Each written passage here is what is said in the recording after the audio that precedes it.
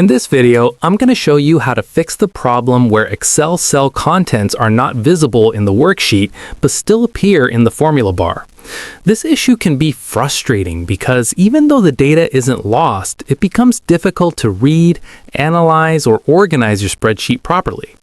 It can also slow down your workflow, increase the risk of accidental errors, and make collaboration harder when others can't clearly see the data inside the cells.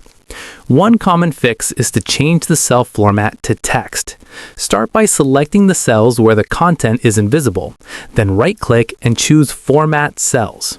In the category list, select Text and click OK. This often solves the problem when Excel is trying to interpret the data using an incompatible format that hides the visible content. Another possible cause is that the cells are hidden through formatting or protection settings.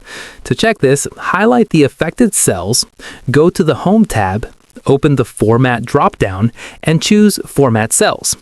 In the Protection tab, make sure the hidden option is unchecked, then click OK. This reveals any content that may have been concealed.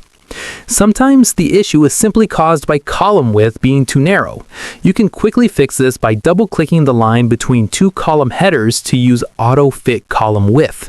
Excel will automatically expand the column so the longest piece of content becomes visible. Row height can also hide text if it's set too small. Select the row, move your cursor to the bottom edge of the row header until it becomes a double arrow, and drag downward to increase the height.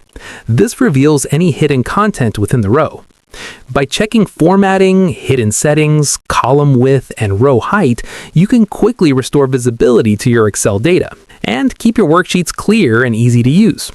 If this tutorial helped you, don't forget to like the video, subscribe to the channel, and check out my other Excel tips for more simple and practical solutions.